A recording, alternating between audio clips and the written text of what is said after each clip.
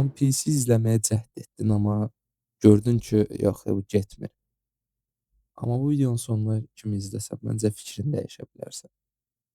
Birinci əsas səbəblərdən biri One Piece-in çox uzundur deməsi ilə başlayır hamının. Bəli, əslində baxsa One Piece uzundur, 1000-dən çox bölümü var, amma bu onu izləməməyin bir səbəbi deyil. Əksinə izləməyin bir səbəbidir ki, yəni Eiichiro da bunu 1000 bölümə yaymağı sənin üçün elə bil sən deyəsən ki, bir hekayəni 1000 bölümə yaya bilərsən. O qədərmi gecikdirsən, o qədərmi fikrin yoxdur və sairə kimi sözlər ortaya çıxa bilər, amma bu sadəcə ondan ibarət deyil. Bir düşün, sevdiyin bir şey nə qədər çox davam etsə, bir o qədər yaxşıdır. Yəni Breaking Bad kimi bir dünyada ən məşhur bir serial bitəndə eee, əhali, camaat nə hiss edirdi? Yəni bitməsini istəmirdi. Hətta Game of Thrones da buna daxildir. One Piece isə illər boyu o hissi yaşadı. Əslində bir şey də bilmək lazımdır ki, hər bölümü bir anda izləmə məcburiyyətində heç kim deyil. Yəni insanlar One Piece həyatlarının bir parçasına çeviriblər. Gündə 2-3 bölüm izləsən, hətta məncə izləməyə davam etsən, özəlliklə 20 neçənci bölümdən sonra artıq gündə 2-3 bölüm yerinə gündə 20 bölüm belə izləyə bilərsən. İkinci ən böyük bəhanələrdən biri də, ən böyük səhvlərdən biri daha doğrusu, One Piece-i səthi izləməkdir. Okay, razıyam. Yəni ilk 100 bölüm ola bilər, ilk 50 bölüm ola bilər. Səthi izlənilə bilən, necə deyək, perioddur.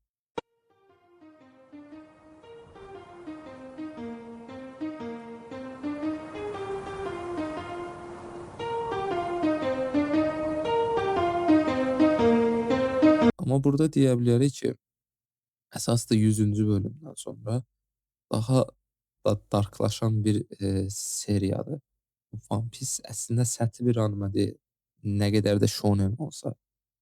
Hər bir xırda detal, hər bir dialoq, yəni əslində hər bir personaj hamısının arxasında bir məna kəsb edir.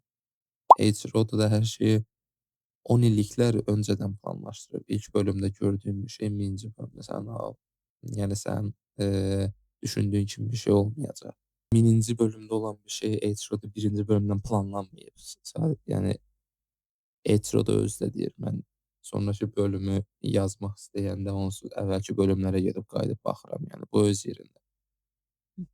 Amma bu içindəki dark mənanı yalnız diqqətli izləyənlər bunu başa düşür.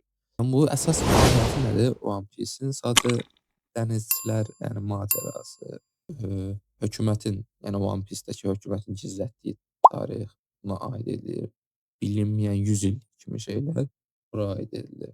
Və bunların da bir qismi əslində bizim dünyamızın reallığını əks etdirir. Sadəcə shonen bir animedir deyə bunu o qədər də göz qabağında göstərə bilmirlər. Seinen bir anime olsaydı bəlkə işlər dəyişə bilərdi. Dördüncü deyə biləcəyimiz ki, ən yaxşı shonen ola bilərmi? Məncə ola bilər. Çünki Narutodur, Bleachdir və sairə. Yəni o dövrdə çıxan animeləri biz nəzərə alsaq, One Piece indiyə qədər davam eləyən, Bleach istisna olmaqla məncə ən yaxşı böyük üçlükdən biridir məncə.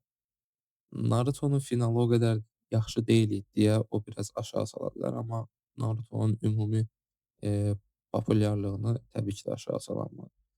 Amma One Piece-də yəni demək olar ki, pis olacaq bir bölüm saymaq çətindir. 1000 bölümdəsən, daha doğrusu 1160 neçə bölümdəsən, ancaq 100 bölümü saya bilərsən. Hətta 100 belə çoxdur ya, 50 bölüm saysan, yəni sayamazsan da. Burada çünki dünya qurma baxımından heç bir anime ona çata bilmir. Xəritələrdən tutun, irq, hər xalq, hər ada özünə məxsus mədəniyyəti, tarixi və hər birinin də faciəsi var. Və Luffy sadəcə güclənən bir burada qəhrəman deyil, böyüyən bir insan rolundur. İndi izləmək niyə ən yaxşı variantdır? Mən sənə deyə bilərəm bunu. Keçmişdə One Piece-in ən böyük problemlərindən biri aşağı anime keyfiyyətinin olması idi. Artıq bu problem də demək olar ki, aradan qalxdı son xəbərlərlə birlikdə. Son dövrdə studio sezonlu formata keçdi. Yəni tələsik, filler bölümlər, daha doğru desək, bölüm içi fillerlər dövrü sona çatdı İndi isə sən hər bir, seriyada bir manqa bölümünü tamamilə izləyə biləcəksən. Yəni keyfiyyət qat-qat artdı və indiki, üstəlik hekayə özü də ən kritik, ən maraqlı mərhələsindədir. Yəni HBO-dan dediyinə görə One Piece 5 il ərzində qurtaracaq ki, bunu 20 ildir deyir. Yəni son mərhələlərdədir, Final Sagadadır. 10 illərlə üzərində qurulan suallar cavablanmağa başlayır artıq. Başlamaq üçün bu qədər mükəmməl bir vaxt daha heç bir vaxt olmayacaq. Yəni artıq məncə olmamalı. Yəni uzundur, bunu bilirik, amma ona baxmağa dəyər yəni. İlk 20 bölümə bax və yaxud da 30 bölümdə. İlk 30 bölümə bax. Xoşuna getməsə baxma. Amma ilk 30 bölümdən öncə məncə baxmağa başlayasan. Məndən soruşsan bir şans verilməlidir buna.